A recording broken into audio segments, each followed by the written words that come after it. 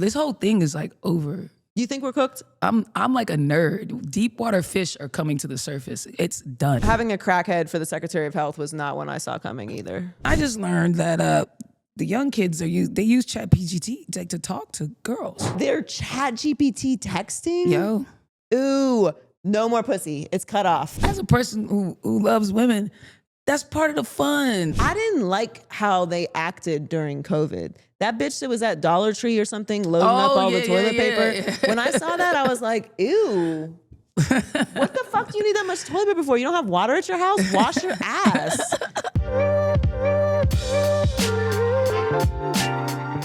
Hey guys, welcome to Too Personal. I'm Joy Taylor. Another very exciting show for you today. My girl, Sam J, amazing comedian. She has a special out right now. She's on tour. She is joining us on Too Personal. So I love talking politics and dating and everything else that goes on out in our world with Sam J. She is hilarious and has a great point of view on a lot of things. So very excited to talk to Sam J and glad she's joining us. And of course, we'll get to Never Too Personal later in the show. And we have a good one today for you as well. And if you want to be a part of the show, just send it in your question to twopersonalpodcast@gmail.com or on Sundays on Instagram. Make sure you follow us and subscribe. And I'm going to start with a story out of the good state of Georgia, otherwise known as Gilead. If you haven't heard, there is a woman, Adriana Smith, who was 2 months pregnant when she was declared brain dead. But because she's pregnant and because of Georgia's strict abortion laws, the state is requiring that she stay on life support until the fetus can be delivered. Her family has said that they have no say in the matter due to Georgia's heartbeat law. Her due date is still months away, and her family is left wondering if the unborn baby will have birth defects. So basically, this woman is brain dead in the hospital, being kept alive artificially with machines. Because she is pregnant and because of Georgia's abortion laws, her family has no ability to take her off of life support and let her pass peacefully. So she is incubating a fetus right now against her family's will. This is fucking horrifying. And as much as I hate having the conversation about abortion because everyone is so fucking stupid every time they open their mouth about it, the idea that you should be able to control another person's body because the book that you like to read, you have picked and chosen the things that you like about it, and then therefore that should be the policy. People aren't pro-life, they're pro-birth. And that is my overarching issue with people who are against abortion. If you're against abortion because you believe that you're pro-life, be fucking pro-life. Women should get the best care while they're pregnant. They should have maternity leave. Babies should not get shot at school. They should have free school lunches and great education and great health care. And women should have great health care. And we should take care of elderly people. And we should make sure that people that need mental health support get that too. But you guys aren't pro-life. You're pro-birth, which makes you a fucking weirdo. It makes you obsessed with babies. Because if you live your life any other way than supporting life in its totality, people that are actually here, like this poor woman who has a family who wants her to pass in peace instead of being kept alive like some fucking science experiment, then live your life that way. Care about humans. Care about immigrants, care about people that are suffering, care about refugees, care about people that are starving, care about life, but you don't care about life. You have a weird obsession with babies. And this story not only makes me sick, but it makes me angry and infuriated that people have the audacity to justify the treatment of a human being this way because you're so against babies being murdered. No, you're fucking not. What is your policy on, what's your opinion on guns? Because the babies are being murdered with the guns. You don't give a fuck about life. You don't give a fuck about children. You don't give a fuck about families. You sure as fuck don't give a fuck about women. You have a weird obsession with children, and it's just time to say that. It's time to come out and say that you have an obsession with babies because none of this adds up. This is a horrible story. And this is why abortion laws are so important. When people talk about, oh, it's an outlier, you know, you're talking about a 12-year-old being raped by her father. How often does that happen? Oh, you're talking about, you know, a woman needing to get an abortion because of some medical reason. How often does that happen? We're concerned about sluts having 6 abortions. Well, while you're worried about that, which is none of your fucking business to begin with, this woman is literally being treated like an incubator, like a matrix machine because of those abortion laws. So this actually affects real humans who planned on having children, who had a life, and she's stuck in this hospital and her family has no power because of this. I have it in my will that if I am ever in this state, that I want to be taken off of machines. It is fucking insane to me to think that I would be in this state, and just because I'm pregnant, that I would be artificially being kept alive. Not alive, brain dead, gone, no longer with us. Just my body being kept alive because I happen to be pregnant. You guys are fucking weirdos. You're sick in the head, and in the afterlife that you believe that's sending you to heaven, this is what you'll have to explain. How you justify treating women the way that you do, treating children that are here the way that you do, and do it all on the justification of God doesn't want us to murder babies. Fuck you. This shit is crazy. All right, it's time to talk to my very good friend, Sam J. So excited to have my friend Sam J here with us, writer, comedian. You may know her from her work on Saturday Night Live and her stand-up specials, including her latest Salute Me or Shoot Me on HBO. So make sure you go and check that out. Sam J, welcome to Too Personal. What's up? How you doing? I'm doing great. We're surviving the new regime, the new dictatorship, the new what's the other word that they used to use?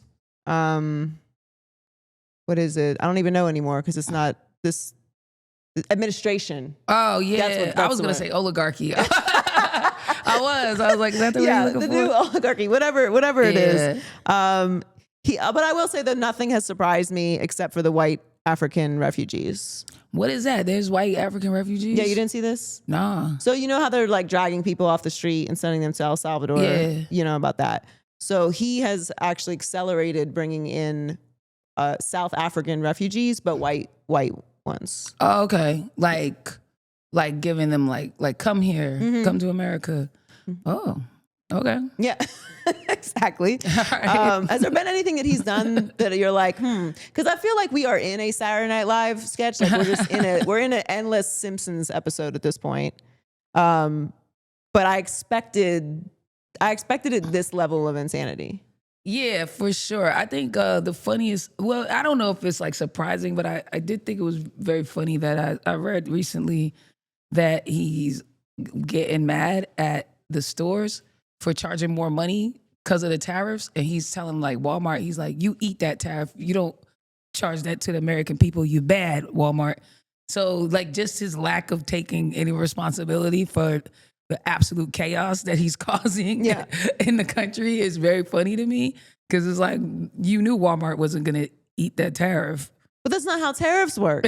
Like, what are you talking about? That's what you told people tariffs were. Exactly. But that's not actually everyone said the costs were going to land on the people, and now the costs are landing on the people, and he's being like, you guys are billionaires. You can afford it. And it's like, what? I will say the having a crackhead for the Secretary of Health was not one I saw coming either. I mean, that I wasn't shocked. I'm not shocked at anything that goes on inside the administration. Yeah, Nothing. I mean, it's not shocking me. Nothing. It's just, I'm wondering at what point, like we had to not be shocked to survive, right? And we're very good at that. Like, okay, this is what it is. We're going to find a way to find some happiness through it. Right. We're going to, invite redheads into the Black community. We're going to have our fun. Right. We're going to have some fun. We're going to figure it out. Welcome redheads, by the way. Yeah. Gingers, drop the ER. That's what we do. But it does worry me. Sometimes I'm like, are we not, because we can't be serious about anything. No. We're a very unserious nation. We're an unserious generation. Like we don't take anything seriously. I don't know how we got to be the adults. How big of a role do you think comedy plays in where we are right now? I don't know. I feel like comedy's so reactionary and also in this weird way it predicts things, you know what I mean? It's like it could be like a thing that predicts things, but it's also super reactionary. So I don't know that comedy's like playing a role as much as just commentating on the chaos that is. Comedy is the play-by-play of this anarchy. Yeah, that's kind of how it feels more than anything. You know what I mean? Do you feel like do you have a responsibility to talk about the things that are happening in your sets? I don't think it's a responsibility, but it is just something that is like naturally I do. Because I feel like there's those comics that like all the world could be burning and they just want to talk about like their wife and like how they kid, and that's fine. You know what I mean? Like if that's what comedy is calling you, that's what comedy is calling you. I'm super tapped into like the political and more the emotional elements of what this political environment is causing, and that's just been super interesting to me. So that's just been what I'm talking about. Yeah. Have you found that there's more of a reaction to comedy, like a heightened reaction to comedy, because so many comedians are dabbling in the space of politics because we have to, but also playing roles outside of the comedic space on podcasts or shows and different things like that? Yeah, for sure. And I think sometimes like when you do that, like I still try to keep shit light because I don't ever want to be an authority. Like I feel like sometimes when you land in these like podcast space and you're talking political, then people like think you're smarter than you are, or like you're more of an authority on this matter than you are, and then they don't come at you as a comedian, but like you should be saying this or you, and it's like, bro, I hardly read. A lot of what I'm just like, I just got opinions and I just be saying them, and I don't want you to like hold me to the fire too tough on any of this shit. People do think that if you have a microphone in front of you, you are an expert. I get that all the time on this show. They're like, who the fuck is this bitch giving relationship advice? I'm like, did I tell you I was giving you advice, or I'm telling you my opinion? Opinion and advice are two very fucking different things. Word. If I feel like I'm giving someone advice, it's because I have the authority to give you advice. I either A, know you, or B, I know so much about this fucking topic that I would stand toe to toe with anyone on the planet. Word. Or you're just standing on your life experience. Like I've experienced this with this type of situation more than once, so this is kind of my litmus of what I believe now. Right. You know this is what gives me space. Word. But what I feel like I agree with you about those child, like a child of God. Like if a nigga lead with child of God, be cautious. We talked about this today. Let's get into that. I love that transition. Why do you feel that way? Be cautious. Because those dudes who lead with that. Because I feel like that's what you were saying. No, yes. What I was saying was, I don't care if you believe in God. I also believe in God. Okay? I don't care if you are religious. I'm not religious, but I understand people that are religious. I get it. Just if I'm like, so like, tell me about you. Well, I just love Jesus. That's what I'm saying. You're saying if that's the lead. If the lead is like, I'm a child of God, like they usually behind the scenes got other shit going on. If you have husbands, father, Jesus, or like any sort of combination of those two things in your Instagram bio, streets. Yeah. For streets. I don't. Yeah. I'm like you're wild on the other side of this. I don't care. Why do you care about this? Absolutely. Nobody cares about that. Absolutely. You on Instagram?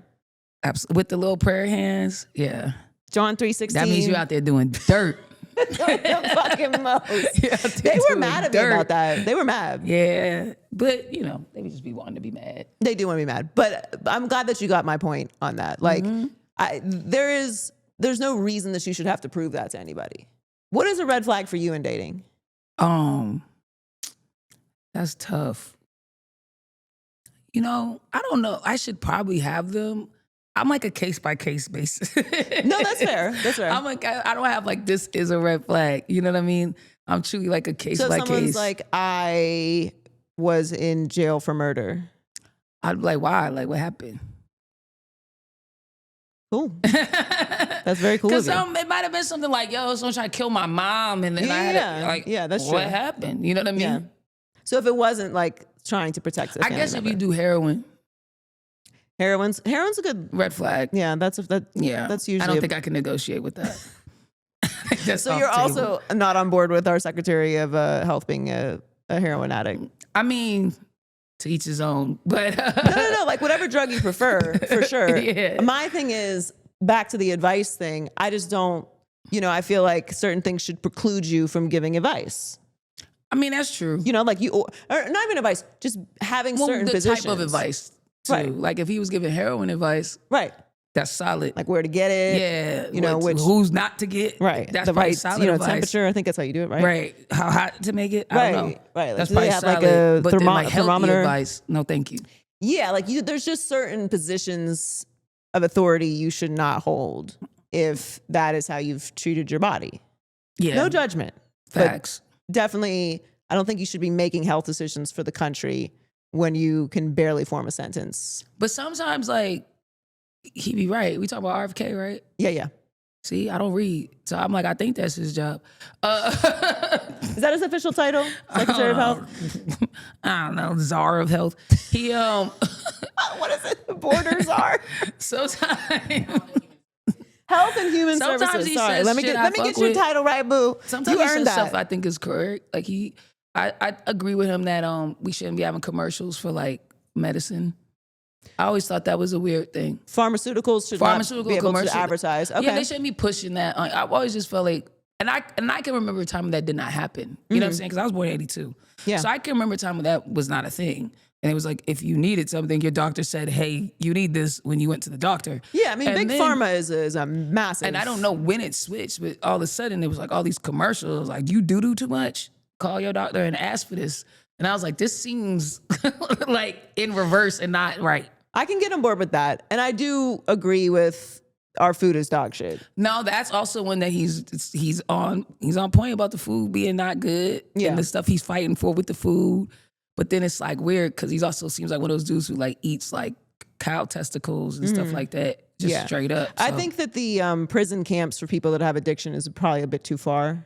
yeah, that's not cool. Yeah, I don't think we need to do that. Prison camps, period, are probably bad for any reason. I thought we moved past that. For any reason, you shouldn't be doing that to people. No, unless they're criminals that we've But tried. not a camp. I've always felt like we've jail, had camps though. I always felt like prison should just be like chill. It should be like open campus. I really feel like that. Like it should be like a cool place. Like you can go learn, you can go do pottery. It's like open campus. Like Martha Stewart's prison. yeah, but that for everybody because it's like you already in jail. Like that's the worst part. You're already cut off from society. You already like don't get to see your family like that. You already don't get to connect with people like that.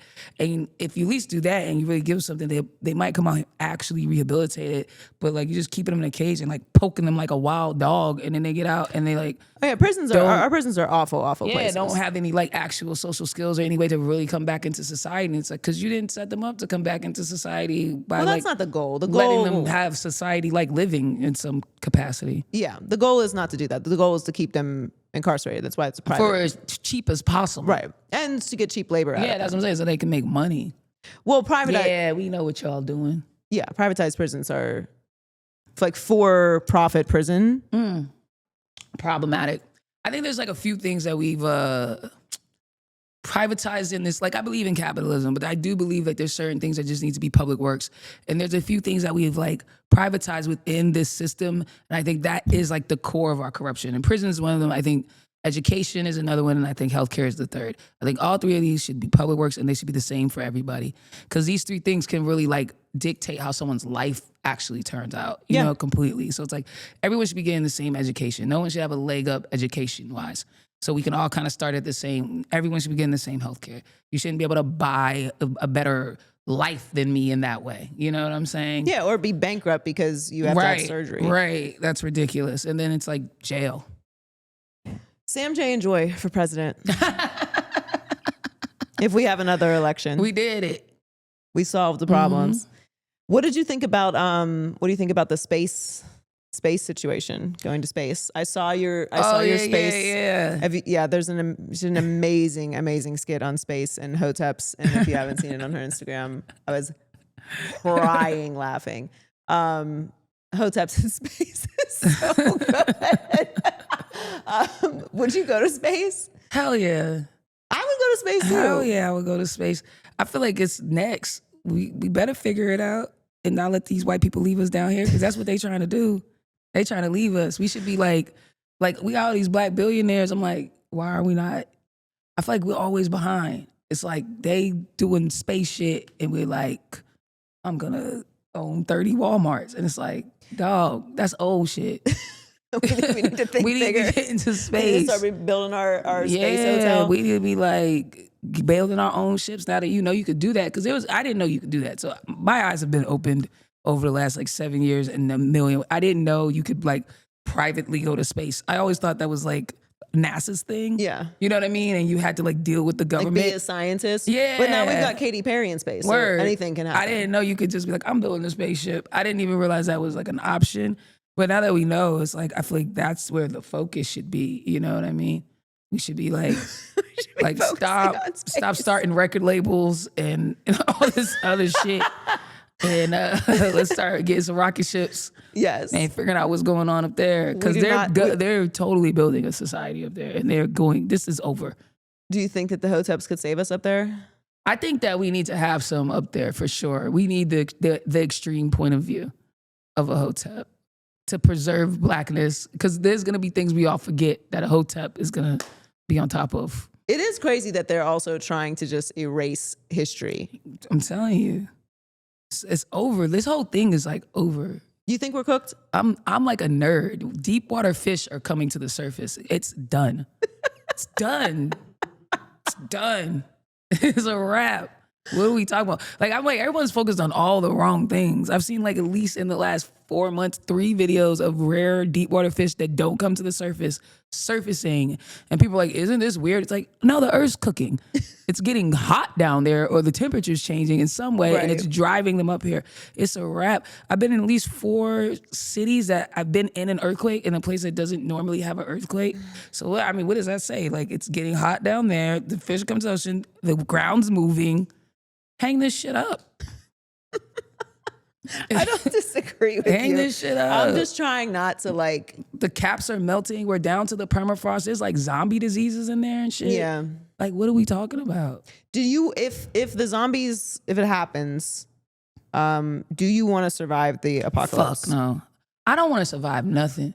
I'm not a survivor type person. I don't got, like, I watch Walking Dead and I'm like, I would have just sat down a long time ago and said, I'm not doing it. Like, I don't have it. That's my fear of being in a plane crash. It's not dying, it's living. I'm like, bro, I don't want to be the only motherfucker to live. And now I'm just floating or I'm just on an island and I can't kill myself because there's nothing to kill myself with and I'm just eating coke. I don't want that. I couldn't agree with you more. Like, no, I can't. I am not a survivalist. Bro, I don't want to. I didn't like how they acted during COVID. That bitch that was at Dollar Tree or something loading up all the toilet paper. When I saw that, I was like, ew. What the fuck do you need that much toilet paper for? You don't have water at your house? Wash your ass. You're just taking all the fucking toilet paper? There's people really like into that type of shit. They're like the idea of like, I'm gonna live way past everybody. It's like, why would you want to rebuild society with humans who are doing nothing but trying to survive? We are trash and we have Wi-Fi, clean running water. Imagine nothing. We have Uber Eats. And you motherfuckers treat everyone terrible. What the fuck's gonna happen when we have no resources? That's what I'm saying. It's crazy. That's why I have no interest. Like, even when I like would watch like Castaway movies, like I watch movies, I'm like, yo, just die, my nigga. Like, what are you doing? I'm not. Why are you doing this every day? Like, I'm not doing this every day. I'm talking to a volleyball. I'm not doing this every day. No. I'm floating out into the middle of the ocean. Yeah. It's a wrap. If the zombies come, I will be zombie bait to distract. So you guys can, the people that want to survive, I will sacrifice myself. I want to get manicures. I want to sacrifice myself, but I would like hold up. Like if zombie is like, oh, it's zombie time. I would find a place. I would just be like, all right, I'm here. I got my liquor. I got some music I can listen to. Yeah, but like when you run out. And whenever they come in this bitch, they come in this bitch. Because they're going to come eventually. And they're going to bite me. And then that's it. But I'm not going to be like running place to place, dodging them. And like, I'm not doing all that. There's no shot. Don't look for me. Yeah. If it's Handmaid's Tale, don't look for me. If it's the zombies, don't look for me. I'm on the other side of whatever this is. I'll see y'all there. Yeah, exactly. I'm going to be with Pop, okay, and everybody else. I'm not getting Handmaids either. I'm not doing that. No. No fucking way. I would just make them kill me. I would be like so rebellious. They would just be like, we have to kill this person. What was it? Aunt Lydia? What is that bitch's name? Yeah.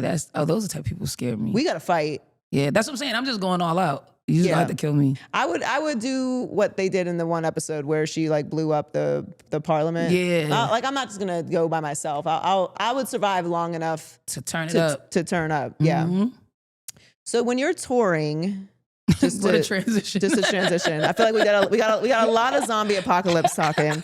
For those of you who are interested in that, when you're touring, do you find, because you go to a lot of random cities sometimes when you're doing comedy, do you find that like the pulse of the country is with us? Because you're in New York, I'm in LA.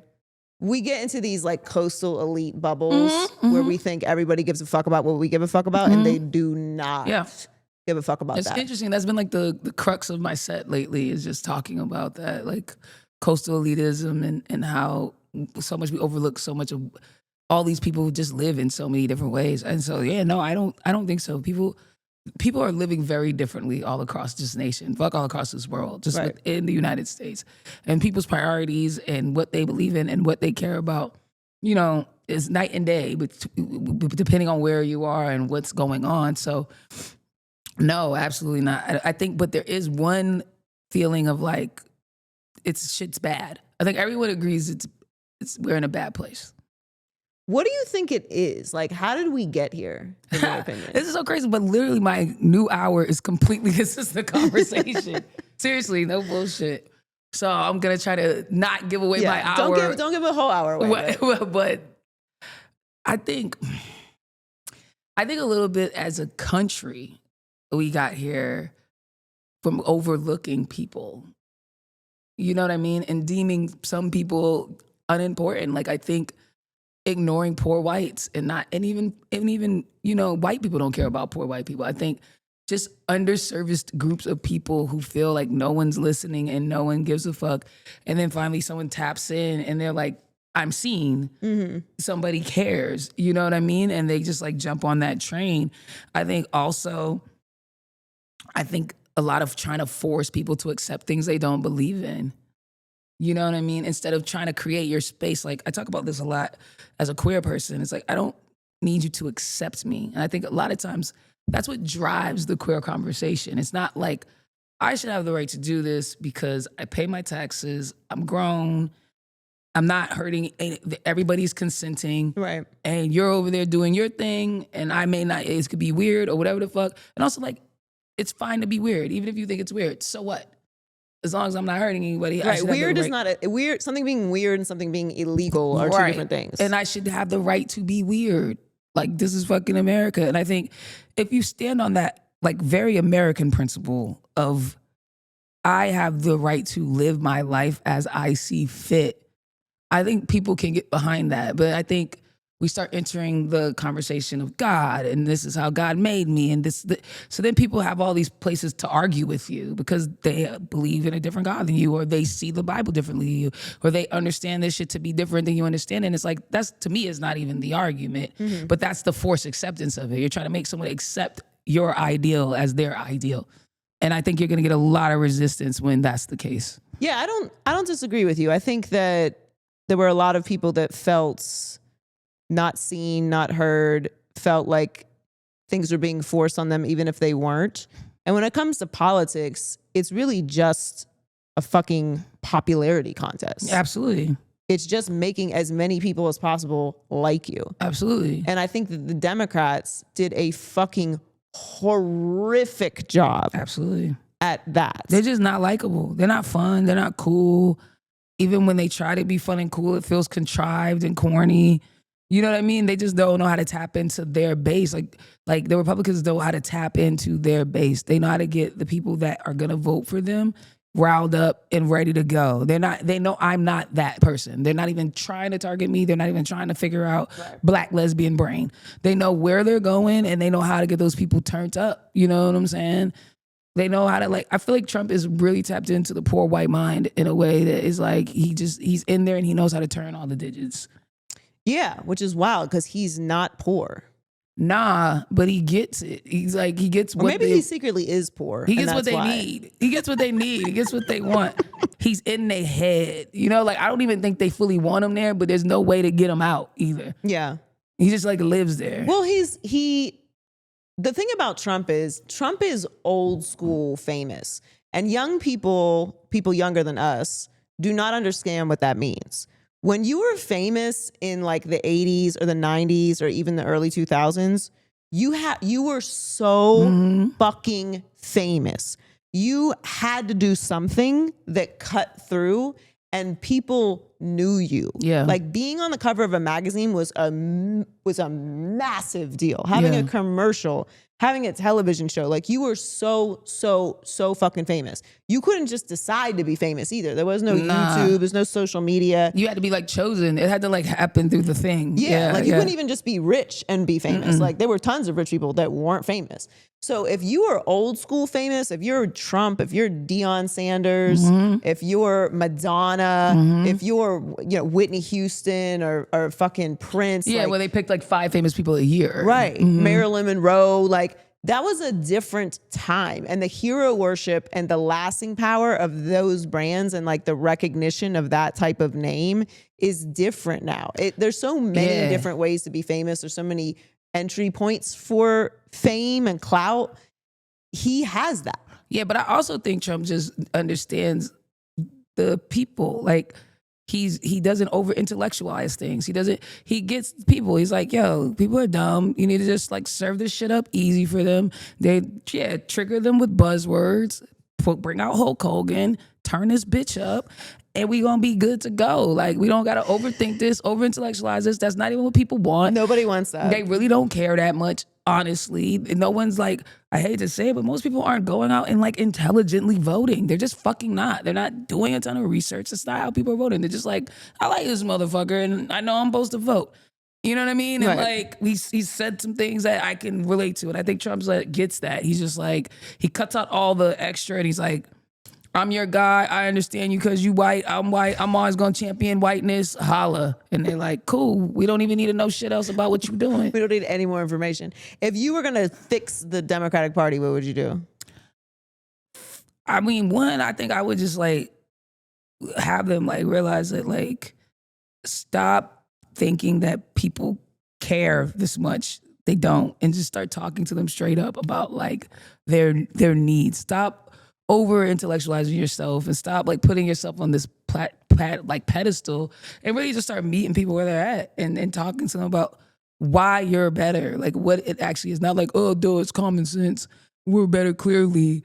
Do you really want someone who's gonna be mean to Asians? Because that's not enough to sway people. You know what I mean? Like people's like they're not like righteous and good in that way. It's not enough. And like get to brass tacks. Like it's gonna, if you fuck with this dude, this how much money you really gonna pay in taxes. This much. If you fuck with us, it's this much. If you like brass tack shit. Yeah. The moral thing too is I think where they get lost. Yeah, that's what I'm saying. That moral high ground that they're trying to live on. People don't give a fuck about anybody else. They don't care. They don't give a fuck about their family. People care about themselves. That's why I say like about white people. I'm like, people think white people are like super racist. Because I think the real gag is they just don't give a fuck. They're not even racist. They just don't care about black people. It's not, if they don't have to entertain that shit as a part of their day, they don't want to. They have their white day and they're living their white life and they're having a good time with that. And they don't really want to deal with your black problems. It's even worse than like hate or racism. It's like, I don't give a fuck. And anytime you make me give a fuck, it's an interruption. Because I'm just trying to go like to Walmart. Do my white life shit. Yeah, do my white life shit. Eat my unseasoned chicken in peace. Do my thing. And like, now there I gotta is something to care that, about this. I do think that there's a real disconnect within our like American society where everybody believes that everyone is supposed to care about everyone else's problems. And the truth is nobody gives a fuck about anyone else's problems. So few people give a fuck about other people's problems. But it's like in each way. In each way, yes. In each way. It's like nobody is particularly guilty of this. We all are. You know Everyone what I mean? is. And if you pick the smallest problem that affects the least amount of people to focus on and make that like the linchpin of the whole operation, you lose everybody because it's just there's not enough of that for everyone to care and vote on that. Yes. And that's like, I agree with you. I think that's part of the reason that we got here. I don't think people are any more racist than they were before. Nope. Motherfuckers have always been racist since white people invented racism. Yeah, people I'm have been hard racist. pressed to believe people are more racist than slavery days. You know what I mean? Like that can't be possible. It's not possible. So there are no. less truly racist Yes. people. Truly racist. Are they biased? Do they not give a fuck? Yes. But truly racist people, no. They're loud. They're fucking stupid. Yes. They can't spell. They don't know the difference between there and they are, right? Yes. But they get lots of likes and all that shit, but they're not more racist than they were before. The difference is the disconnect and like the divide is so, it's like if you say this thing, then you're this.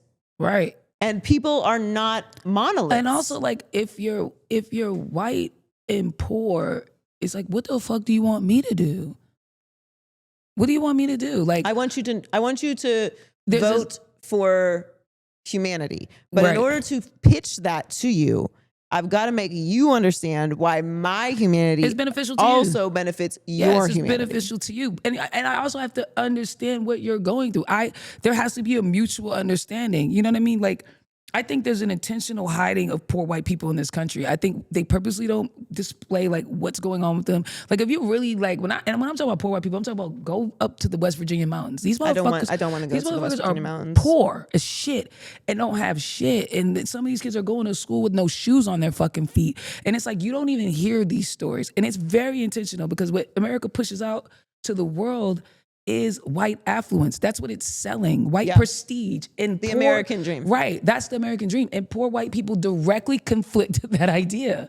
And so even they as a nation ignore this group of people. And it's like, at the same time, you're asking for these people to have some level of compassion for like what black people going through, what gay people go through, whatever marginalized group that, because you're not seeing them as a marginalized group, even though they are a marginalized group within a group. And they don't even understand that about themselves sometimes. And so it's like, then you get this conflict that's been going on since fucking Fred Hampton, you know, of like, Right. we should not be fighting. We should kind of be on the same track. No, yeah, the real divide is rich and poor, Yes. not black and white. At all. But the difference is rich white people have convinced poor white people that even though they're poor, even though they don't have shoes on their feet, even though they've got fucking holes in their roof and no way to make money and are working in coal mines, that they're still better than wealthy black people. Yes, and that they should have stuff. Right. And the reason that they don't have stuff Yes. is not because rich white people, No. which is the actual answer. Yes. It's because of trans people. Right. And then the other side of that is then they read stuff and they hear stuff where black people are like, white people need to do this, white people need to do that. And they're like, well, I'm white people and I don't have shit. So they want me to do this and that for them when I don't have shit. Well, why the fuck do I have to do that? And why am I wrong? And it's like, then you're just in this convoluted shit show of a conversation when the real problem is just there's a bunch of greedy motherfuckers keeping all the money from everybody else. And so it's the what's his name? I can't get into the story all the way, but the guy that shot the CEO, what's his name? Luigi. Luigi. Yeah, it's the Luigi thing. Luigi the God. Luigi the God. He does serve though. He's serving up looks. Yeah, no, he looks in that good. courtroom. He looks good. I don't know why he went to that McDonald's, but he looks good. I can't figure that part out either. Yeah. There's a conspiracy around that entire situation that I guess we'll find out in a couple years. But like to the point about Luigi being propped up, it's like we should not need a Luigi No. as a people. Yeah, and it's clearly all bad. It's like, it's all like scammy. America's like a giant pyramid scheme. It's such a fucking scam. We are such scammers. It's so scammy. We are the fake Gucci belt of the world. We are. It's a whole facade. It's a whole scam. The whole thing is robbing Peter to pay Paul. Like there is no real money here. It's all like perception. It's all perception. It's a house of fucking cards, you know?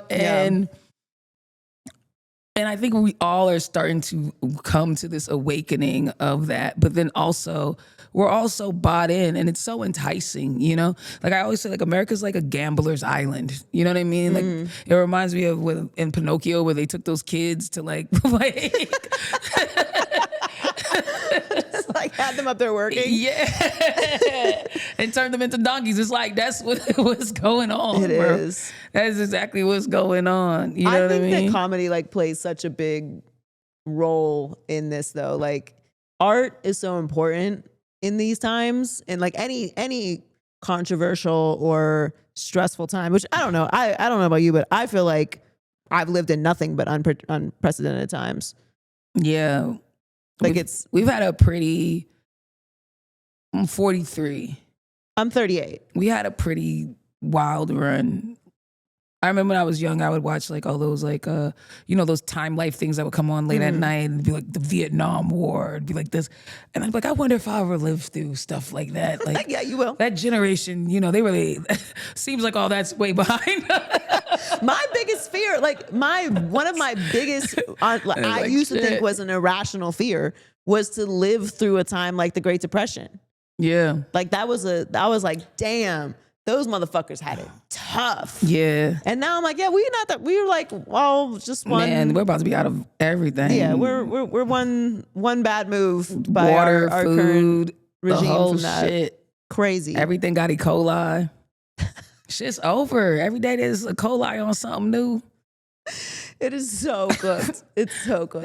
You can't eat shit. Do you like every day I'm like, stuff I was raised to that was good for me that I was supposed to eat. They're like, don't eat carrots. It's like, don't eat carrots. Somebody said something. Don't eat lettuce. Don't eat apples. Don't eat. It's like, what the fuck are we supposed to eat? Not American food. Nothing, bro. Everything. The lab food is probably going to be better than the food that's getting actually grown and shit at this point. It's true. It is true. There's no way around it. Like, it just. The lab chicken now, there's lab chicken now, just fully made in the lab. I don't know if chicken is different. You know, is that like the texture and shit? Well, I think that's why like everybody is. There's so much. There's so much. Everything that we've just said is so much. We could have talked about one thing. That's AI. going on. We didn't even talk about AI. We didn't even get to AI. Although, by the way, I love me some fucking AI. You love AI? Listen. You're all in? They're listening. First of all, so I want on the record. When you guys take over, I, Joy Taylor, have always been a big supporter. Okay. You chat GPT and I chat GPT. What are you doing? Because it's getting wild. I didn't know. I just learned. I'm dating a younger girl now, and I just learned that the young kids they use chat GPT to talk to girls. They'll be like, write me a message to a girl to tell her that she's having how do I to let her know I'm thinking about her. And how old are we talking? Yo, they out here. They're out here moving like that. Well, like how old is she's 31. And she's like, the 20s. Yeah, and I guess stuff. 31 is. And some older. She was like, because she just went to an event, and there was this older stud there, and she was trying to talk to a younger girl, and she sent the message, and then the lady I'm talking to, she was like, oh no, I know this is chat because of the dashes in it. This is chat GPT. She just asked how to talk to a young girl. Like people out here wilding. I don't understand what you're saying.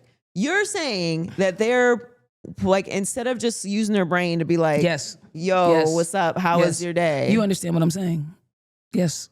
They then go to chat GPT. Yes, because you already know there's so many people with no fucking charisma and no sauce, and they get all nervous and sweaty palms just to think. Now they don't got to. And they gonna be getting pussy like that. Pussy they don't deserve because they didn't even figure out. Oh my God, we have they didn't even figure out how to finesse it, bro. To shut down. Yeah, it's wild out here. We have to shut pussy down. Think about the world. Think about how the world's gonna be if that's how people do stuff. What you've just said to me is very dramatic. It's still washing over me because I'm already aware that like younger people have no ability to speak to humans. None. Because we grew up in a time when you went to the club, you danced. Even if you weren't a good dancer, we didn't even really cook people who couldn't dance because you had to dance. You had to move your body. It didn't matter. You weren't in there doing all this, stuff. You just danced. You have to do something. Because kids are weirdos. You have to talk. Yeah. I never wanted to be one of these grown-ups. I didn't either. You're hitting on my whole hour right now, but I never wanted to be one of these grown-ups where like, they suck. Oh, this is so crazy to me. This is such dramatic news. I love when I learn new shit. The kids suck. They're chat GPT texting? Yo. Ooh, no more pussy. It's cut off. Yo. We have to. Literally, Okay, here's the next no- invention. no I want fucking- 10% of whoever does this. Whoever can figure out how shit is chat GPT. You gotta give you an app that you gotta run the text put to. your shit in to make sure. Oh no. But I also just, as a person who loves women, that's part of the fun. That's part of the hunt, is like figuring out how to like do that part and be like, oh, it worked. You know what I mean? Oh, I'm onto something. Like, that's part of the fun. Don't you just feel corny as fuck? Corny. That is so No, these kids don't corny. have no corny in them. I don't know that they even, because they don't like bully each other, and they don't like, it's weird. Like, even in comedy, like this dude comedy generation, they just all like sell. Like, we used to like, yo, that set sucked. Yo, that was trash. Yo, you stink. Really? Yeah, I came into comedy looking forward to that. Looking forward to like Getting cooked. and cooking people back. And that was just part of it. And like, if something was weak, knowing I'm in this community where there's no filter and people will tell me, because that's how I'm gonna get better and that's how I'm gonna get great. And it was like, you better come in comedy with a tough skin, because especially amongst comics, this shit is gloves off. You know, people get off stage, we're laughing, nigga, you bomb. That shit trash. Yo, I did not know the comedians did that. He doing old Def Jam shit. We'll start making fun of the act in his face. Not these kids. They tell everything is good. They celebrate each other. That was awesome. They never say nothing's bad, and they all stink. This whole, like, I watched this stand up and it's garbage. And I'm like, a part of why it's garbage is because you guys aren't even critiquing one another. You're not policing your own group. You're just telling everybody like, oh, that was great. It's like, it's enough that they got up there and said words in the mic. They're like, whoa, you did it. These kids have no... You can't be pushed.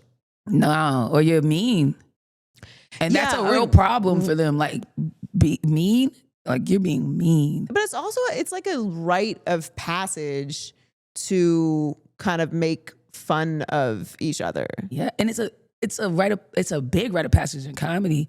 When more established comedians started making fun of me, I was like, oh, I made it. Yeah. Because they're paying attention. That's a compliment. If I watched your act enough to go, I didn't like this, I watched it. Right. I cared enough to watch it. If I really think you suck, I'm not even listening to you. I won't even be able to tell you what the joke was, or what, because I think you're trash. Well, I think it's like a sensitivity that maybe we didn't have because we did not have the internet. So when you went to school and you knew you were gonna get like made fun of today, like you got a fucked up haircut, you're like, fuck it, I gotta go to school and they're gonna cook my haircut today and there's nothing I can do about it, and then one day I'm gonna get my lick back. Yeah, but it's not gonna be today. Yeah, and that's what a good point. You would live for the lick back too. You'd be like, okay, I'm a rebuild myself. I'm gonna come back. I'm gonna come back stronger. Yeah, like you had to pass the note. You had to write the note on a piece of paper, fold it up, give it to someone. You had to ask someone for their number. Yeah, just all this like intentional human communication and intentional. Like the internet takes away intention. You don't have to be intentional. Yeah, you know what I mean. Like you had and takes away consequences, because to me, I say this at least once a week. I can't believe people move around the world thinking they won't get punched in the face. I can't believe they think I won't punch them in the face.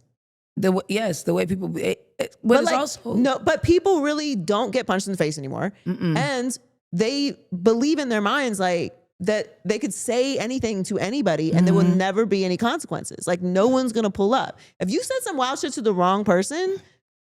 Oh, it's not even about you're gonna die. Like you have to fight. Yeah, there was a consistent understanding and fear that the wrong thing could get you jumped after school. Yes, right or wrong, by people who don't go to the school. Right.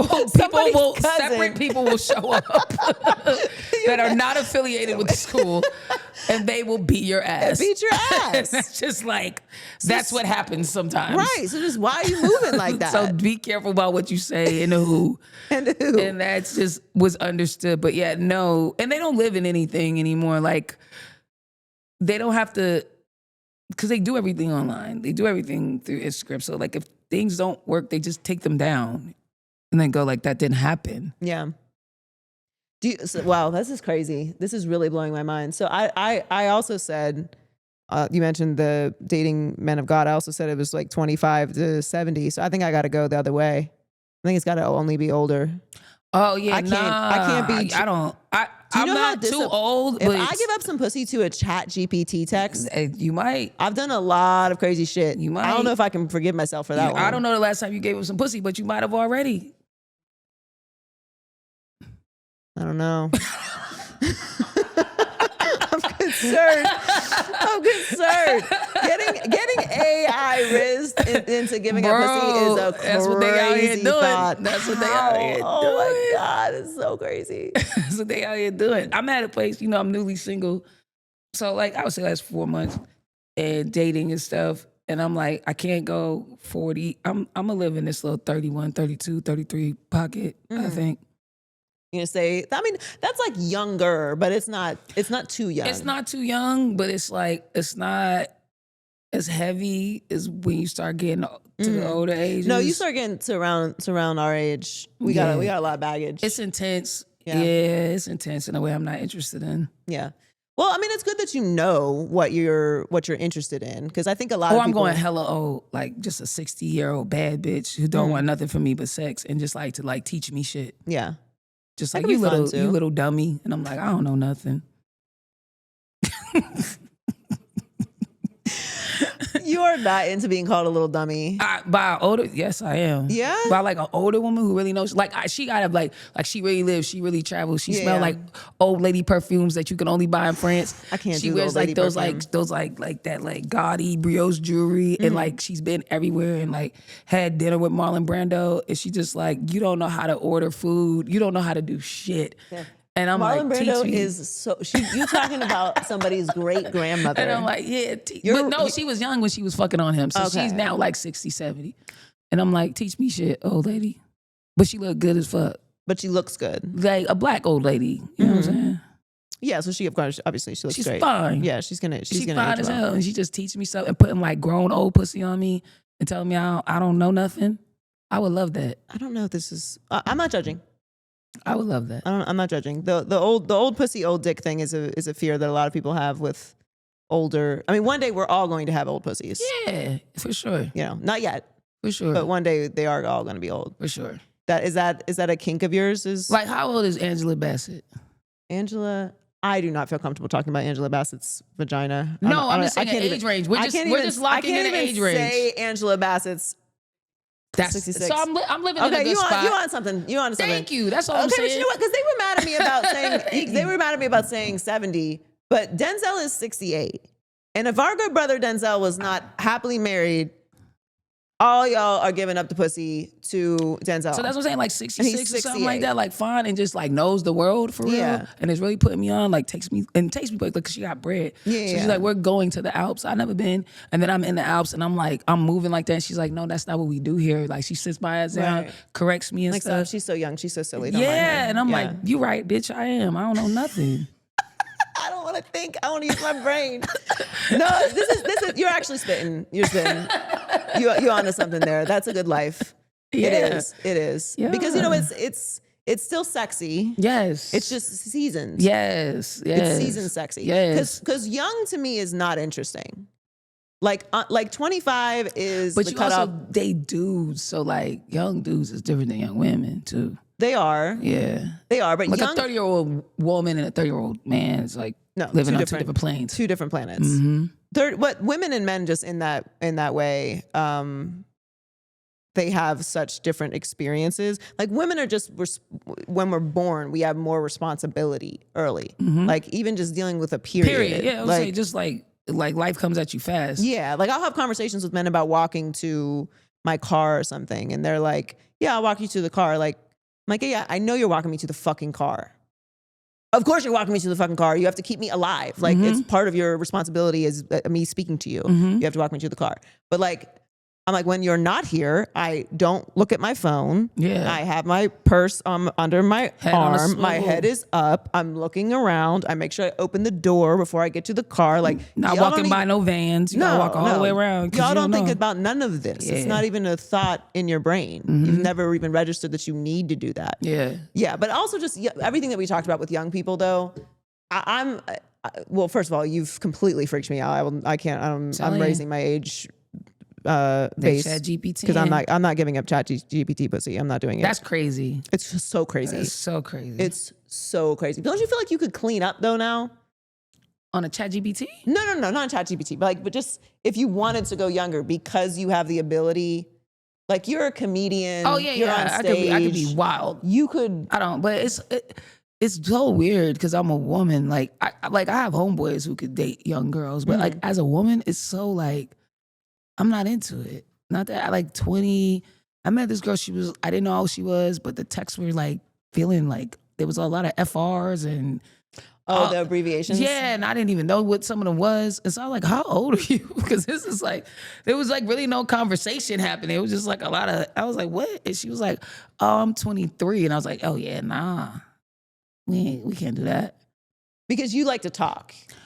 Yeah, and I like women. Like, even like when a girl's that young, even in her body, she's that young. Yeah. And I guess because I know, because I had a young, it's a turn off to me. It's like, Yeah. you're not even developed, you know? No, I feel that. It's I like you look a young. man. Like, Yeah. I want a man. Yeah, Like, I want, yeah. I don't, young people in general, like, it's Yeah. just not, it's just not. Yeah, and I need to be able to, There's yeah. a passion, there's a sexuality to it. There's like there's also something I think when you get older, like I've noticed this with my body, and this is what I think you're referring to. You get to a certain point with bodies, like when certain, like when younger better will talk about like, oh, like I can't see like a woman poop, or like there's just certain shit. Like, you get to a certain point in life where you're like, this is my body. Yeah. And I'm going to be comfortable in it. And if something bothers you about it, the door's over there. Yeah. Please move quickly. There's a long line of motherfuckers who do not care about this. Yeah, because once anyone gets naked and you see them naked enough times, you're going to see some shit. Because nobody looks like what is on the internet. Nah, you're going to see some shit. That's not how, and that's sexier to me. Yeah, for sure. Like, I want I want chest hair. I want like a little fold. You know what I mean? I want like a little something. Something has to be wrong. You want to know that this person lived out there. Yeah. Like, have a little scar, They live, they have live. something going on. Yeah. Have some big ears or something. So I know you have some Yeah. character. I'm not too much perfect is like overwhelming. It feels inauthentic. It feels Yeah. ChatGPT. Yeah. Yeah, I feel that. And I got to be able to talk to you. You're right. I like to talk. Yeah. But when you're a comedian, you communicate, on stage with groups of people. I'm the same way. Like, I do a show. So I need to talk. We got to be able to have a conversation. I want to know what you think. Yeah. And like the real thing. Yeah. The real thing. And actual thoughts. Yes. Yeah. So I wanted to ask you this while I have you here. What are because we just talked about a lot of, different topics, but what are your thoughts on comedians and like where comedy ends? Like, where the lease on what you can say ends? Nowhere. So you think that if a comedian says anything that not on set, not on a performance. Oh, okay. I thought you meant like on stage. I'm like, nowhere. Yeah. Like, because this is how I see it. I think comedy is super, super fucking important.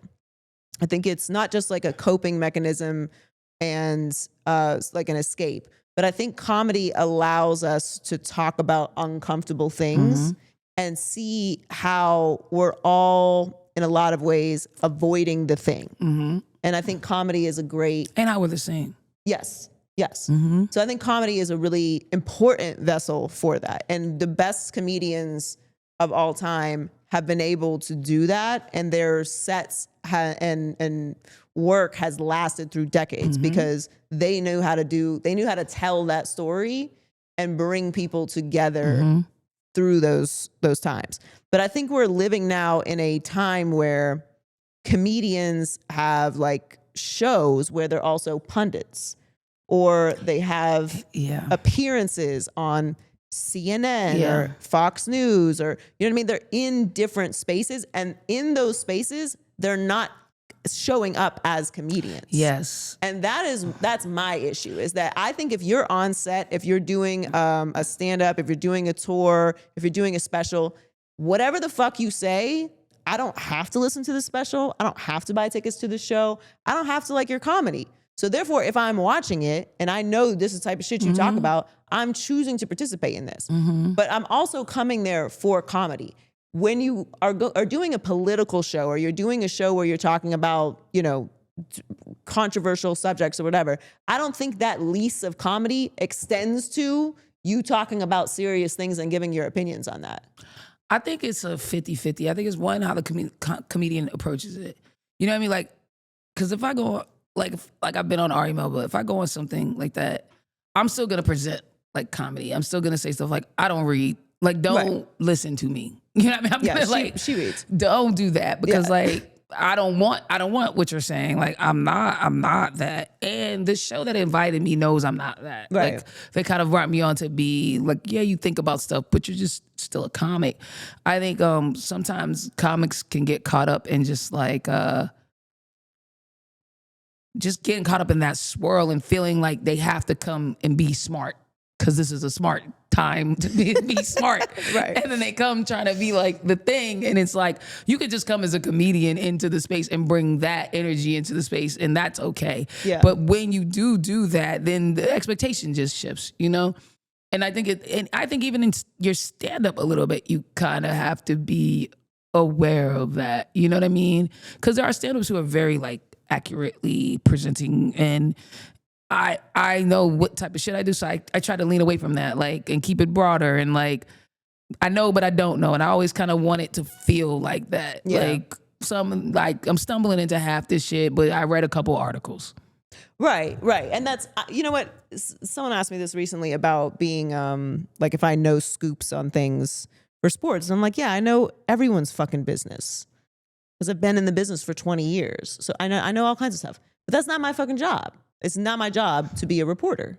It's not my job to give out scoops. It's not my job to run to Twitter and like, and report the story or drop the story. I don't do that. Right. I'm an opinionist. And I respect that lane very particularly, because I don't want to have to keep sources, and that is not what I do. There's different jobs. And I think Same kind of thing. Yeah, I think it's important to, because we run into this all the time, especially with the internet and everyone has podcasts and stuff. Like, if you're going to use the like, I'm a comedian, I'm just telling jokes, like, you kind of have to stay in that space. You have to stay in that space. Because when you bounce around like, oh, no, take me serious on this topic. Yeah, that's what I'm saying. You can't play like that. But then when people get upset about what you said, I was just playing. Like, it's just a joke. Why you guys can't take a joke? Yeah, I think you got to just live like that and just go like, that's what I do. Yeah, or to your point, if you are somebody who's like, no, it's this, and this, and this, and this is why this is funny, then understands that you got to stand in it when you say something that upsets people. Yeah, because it's just too you can't all like over the place. backtrack the shit. Yeah, and just sure. stand on business. For like sure. if you use ChatGPT to get bitches, then you just a ChatGPT. Yo, that blew my mind. I was like, what? No, I'm. It's blowing my. But it makes sense. It doesn't make sense. That's so corny. Well, it makes sense that it's available. People would use it because you're supposed to use it to like write emails. I mean, people would go like see a counselor to learn how to talk to women. Now the counselor is ChatGPT. Are women that hard to talk to? You know what?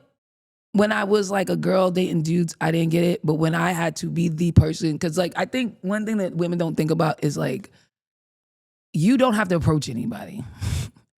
Just the idea of approaching someone is a lot, right? It's just the idea of, I don't know you. Right, but on the other side of that what's up with you. On the other side of that is sex. But wait, sometimes. but like if you do it right, it could be. Yeah, but it's still uncomfortable, because you don't know. And you don't know the reaction. And women are mean. Women are fucking mean. Women can be so mean. And especially, I think, to, I would say, masculine presenting people as a masculine presenting person. But like to men, women are mean. And like, I think y'all think it's totally okay to be mean because of what men have been to you in society. Yeah. But it's like, it's fucked up. Like I was out with my ex my ex and her friend, we were like in Martha's Vineyard, we were like hanging out at this bar. And this guy, like, he's clearly trying to talk to them. And her friend is clearly out of this guy's league, but he's trying. And he's not being rude, but he doesn't really got it. And he's like, hey, yeah, like, y'all want a drink? She's like, no. And she turns around. He's like, oh, that's cool. Like, where y'all from? She turns to my girl and she's like, why does he keep talking to me? And I'm like, this is fucking mean. This is mean. She's like, I don't know why he's over here. I don't know why and I'm like, dog, he's just like trying to find his way. He don't know. Mm-hmm. You could just be nice. He's just doing his best. He's just doing his fucking best. And it's hard. Like, and you need a lot of shit. You gotta think, you're also competing with other men. You know that. You're aware of that, right? And it's like with women competition, it's not just like you look better than this motherfucker. It's like, do you have your shit together? The ugly nigga could beat out a good looking nigga if he has his shit way more together and he could just present himself way better. They actually usually do. Boom. So you also are dealing with that. So like, imagine, like, I think about when I was out here getting pussy as a broke nigga. Do you know how hard that is to really be out here with no money trying to talk to bitches? Like, women don't think about it. Like, that's we don't care. Yeah, mean. I don't give a fuck. But I'm okay. I'm supposed to be defending us right now. It's hard. So let me think of something. It's hard to say. You don't even really feel like you're a player till you got some bread. Once you like finally like you're like, oh, now I could actually do something. Yeah. I could actually do something. But like, I should get an award for how much pussy I got broke. Cause that's real work. You're really working. But that's what I'm saying. Like these kids don't understand the work that you have to put in to be broke and to go out and approach women and get women. And even when you got it and you're like, even me now as a confident person who's like, I look good, I can, it's still like, she's holding all the cards a little bit. I can't let her fully show that, but she is, because she could just diss me. Like, she could just, because I'm the one putting myself out there. Yeah, I can't. That's what it really is. I'm putting myself out there. Different space now. Like when I was younger, I was completely vicious to men, but I'm like a public figure now. So if someone approaches me, I don't default to being mean because I don't know why. I don't know if they're just coming up to say they like the show. But that's not good. Why? It's not because it's wrong.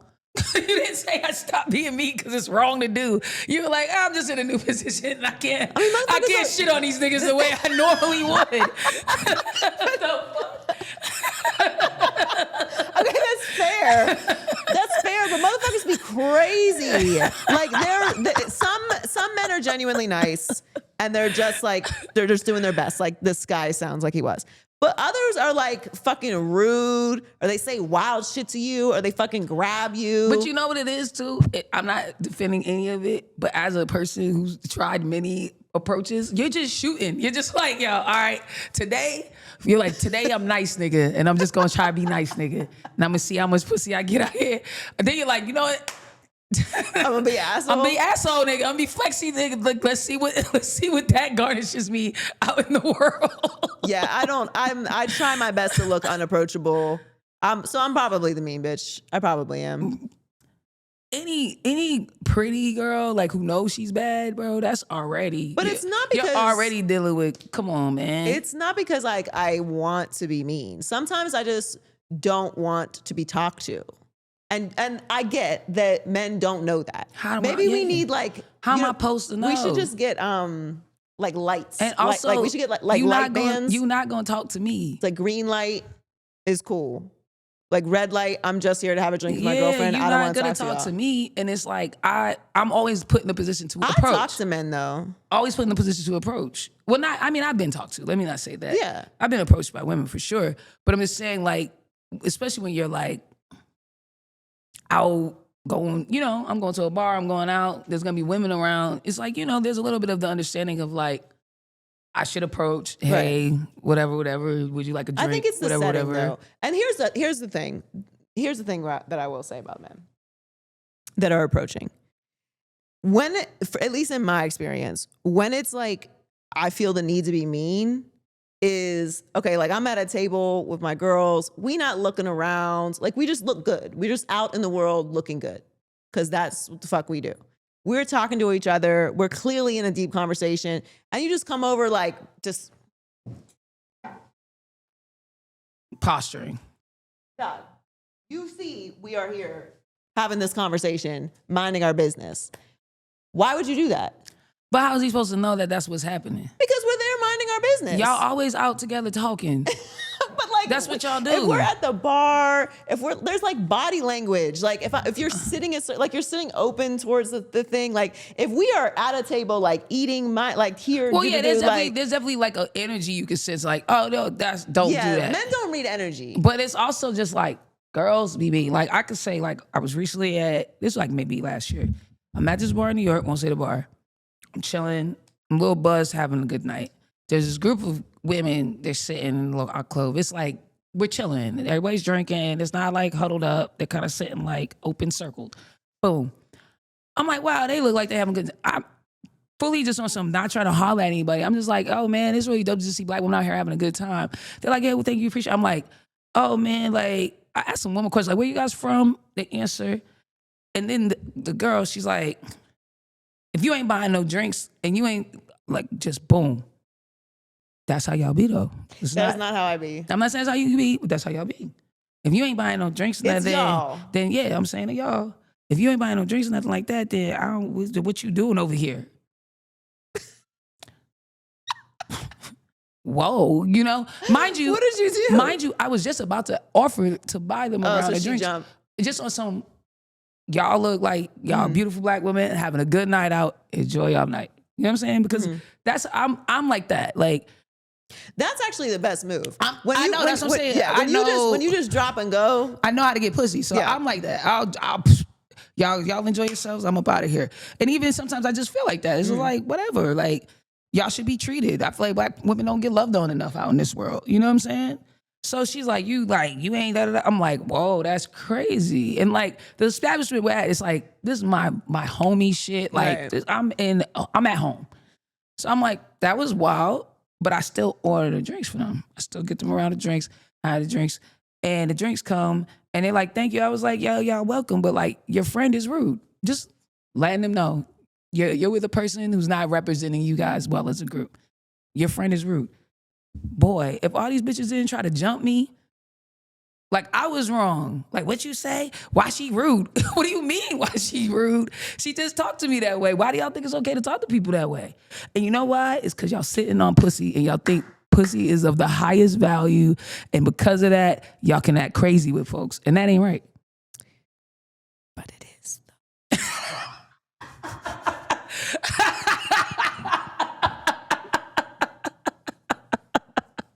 Facts. Both things can be true. Two things can be true. It's true. Two things can be true. An important part of life. As fuck. But like, damn. Listen, we didn't make it this way. It's just how it came out. Thanks so much for coming by. It was great talking with you. None of this was chat GPT, by the way, which is so important. Make sure that you go and follow Sam J on Instagram at SamJComic and buy tickets to see her on tour. You can go to punchup.live. Hell yeah. /Sam J, and you can see her later this summer at the Edinburgh Fringe Festival in the UK. Yes. 30 days. It's a 30-day festival. I do a set every day for 30 days. It's like a marathon. It's going to be dope. That's, you're going to make sure you get some sleep. No mean pussy for you that week. No. I'm chilling. And make sure you check out her special, Salute Me or Shoot Me on HBO. Thanks so much for coming by. Of course, yeah. All right, guys, it's time for Never Too Personal. We love hearing from you. Make sure that you send in your questions or your stories to toopersonalpodcast@gmail.com or on Sunday on IG. And I really liked this one. Making friends with like-minded adults is always a struggle. What's the best way? I might be the worst person to ask this question to because I do not make new friends. But I do think that as you get older and as you get more grounded and more in touch with what you are and what you believe and what you like to be around, especially if you move, or you're trying to find a group of people that are like-minded or into the same things that you're into. I think the best way to find that type of experience is to go outside, so much of what we do now is online and is artificial. And there are still like groups of people that get together and do things. Like if you're into reading, there are people that have book clubs. If you're into anime, there are people that get together and like watch anime. There are still people that do these things. Like you can source human beings out that like doing the same things that you do. I think it's just easier to just be online and be a part of book talk or whatever different group that exists online. And that's not a way to make friends. If you're interested in connecting with people, you have to put yourself out there. And that sucks. Believe me, it sucks to meet new people. It sucks to have to trust new people. It sucks to have to introduce yourself and your experiences, but making a real friend is also amazing. And if you want somebody that is like-minded, if you want somebody that's into the things that you're into, you need to put yourself in those environments. If you're into gardening, go be around people that do gardening shit. Like if you're into art, go to art shows, go to art fairs, go to the art walk. Like put yourself in positions where you will be around people who are into the same things that you're into. And human to human interaction is just lost right now because we spend so much time online. And I appreciate it as long as you're watching Too Personal. But when you want to go meet new people, like in the flesh, put yourself in those positions. Do the research, see what's going on in your city, see what's going on in your community, see where people are meeting up, and go and put yourself out there to introduce yourself to people. And I think that's the best way to create a tribe for yourself, because online is just, it's fine and it's good and it can give you some support and give you ideas, but finding like-minded adults, and adults do still have the ability to talk to each other. Go do that. Put yourself in that position. But I love this question. So send in your questions to twopersonalpodcast@gmail.com, or on Sundays, we put up the prompt on Too Personal Show on our social media on Instagram. You should follow us on all of our social medias and make sure that you hit subscribe if you haven't already. Thanks so much to Sam J for joining us, and we'll catch you next week.